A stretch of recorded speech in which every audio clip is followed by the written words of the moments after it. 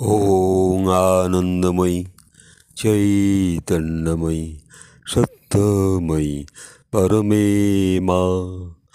ওং নমো ভগবতী শ্রী অরবিন্দায় নমঃ। আমাদের আজ সেই 50তম পর্ব শেষ হয়েছে।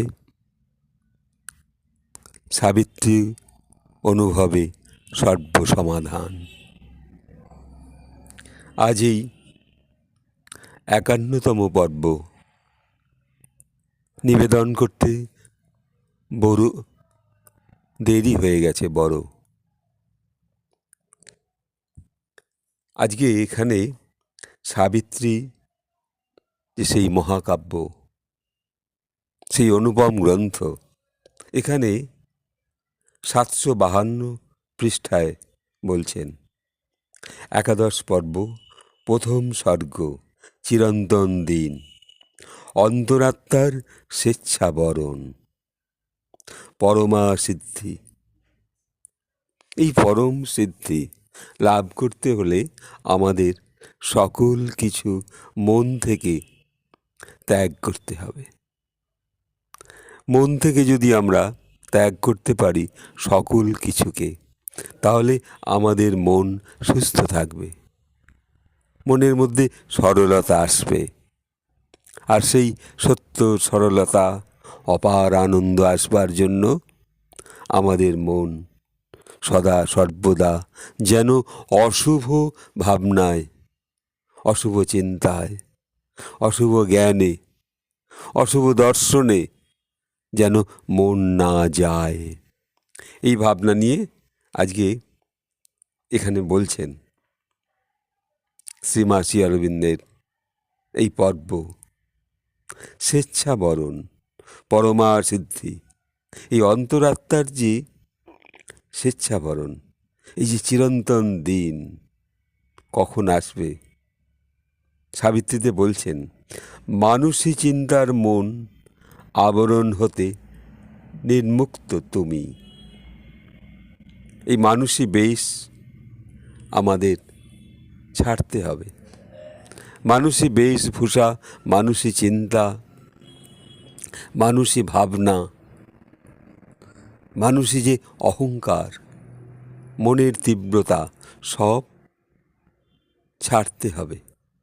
মানুষী বেশ যখন আমরা ছেড়ে ফেলব, মন থেকে ঝেড়ে ফেলব, তখন সকল মনের, সকল দেহের, সকল হৃদয়ের সঙ্গে এক তুমি,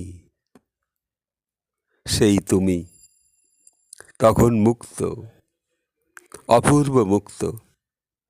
তোমার মধ্যে আর সেই কোনরূপ দুর্ভাবনা জড়িয়ে নেই, নিশ্চিন্ত।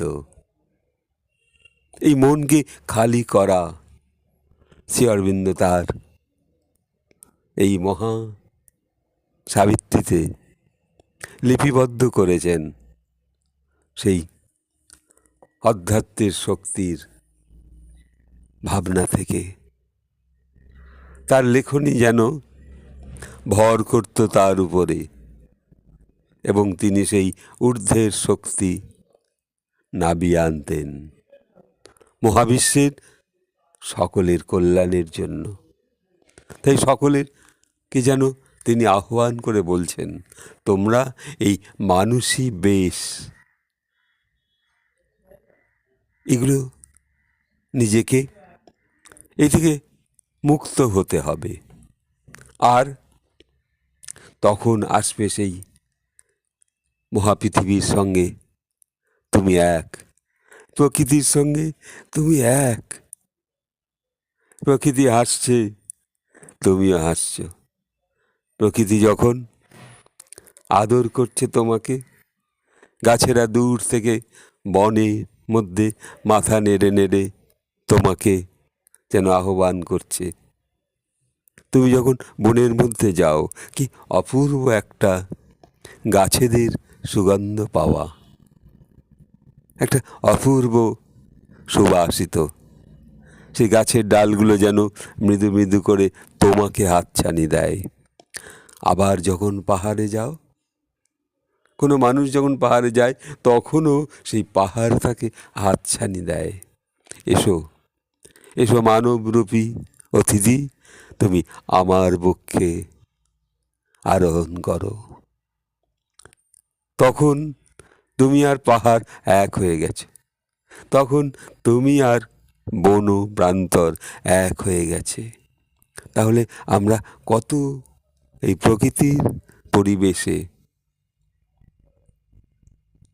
এক হয়ে যেতে পারি, কিন্তু আমাদের এই মানুষই হিংসা দেশ আমাদের ত্যাগ করতে হবে। এগুলো যেন একটা অশুভ বস্ত্র, হিংসা একটা অশুভ বস্ত্র। এগুলো ত্যাগ করে আমাদের এই মানুষই রূপের মধ্যে আসতে হবে। নিজেদের মধ্যে সেই শক্তি প্রকাশিত হবার জন্য সদা প্রস্তুত। মা তাই বলছেন, তুমি তোমার দেহের উপর জ্যোতি শক্তিকে নামতে দাও। জ্যোতি শক্তি সর্বদা বয়ে চলেছে, কিন্তু তুমি নাবতে দিচ্ছ না তাকে তোমার দেহে মনে। তাই এত কষ্ট। তাই সাবিত্রী অনুভবে সর্বসমাধান। এমন ক্ষুদ্র অনুভব অনুভূতি মানুষ যখন শুনবে, তখন মনে হবে আমি এখন নিষ্পাপ, আমি মুক্ত।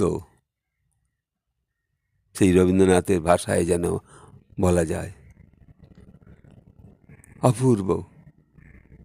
আজিয়ে প্রভাতে রবির কর, কেমনে পশিল প্রাণের উপর, কেমনে পশিল গুহার আধাদে প্রভাত পাখির গান।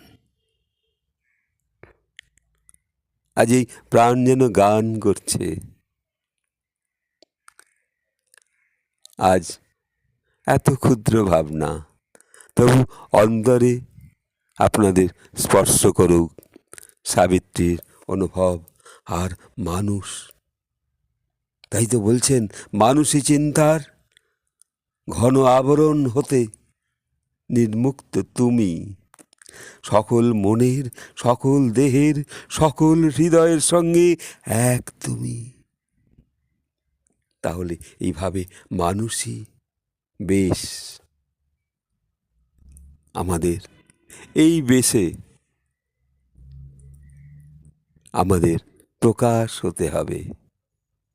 আজ এই ক্ষুদ্র ভাবনাটুকু সকলকে নিবেদন করে সকলের মন খালি হোক, শান্তিতে বিরাজ করুক। শ্রী মহর্ষি অরবিন্দের কাছে প্রার্থনা করে সকলকে আশীর্বাদ জানাই। যারা শ্রবণ করছেন, যারা একটু দেখছেন, তারা একটু লাইক করবেন, একটু শেয়ার করবেন, একটু সাবস্ক্রাইব করবেন। নমস্কার। তৎসবিতু বরং রূপং জ্যোতি পারস্য ধীমহি জন্ন সত্যেন দীপয়েৎ। নতুন বছরে সকলে সুস্থ থাকুন, সকলকে আশীর্বাদ জানাই মহর্ষি অরবিন্দের। নতুন বছর সবার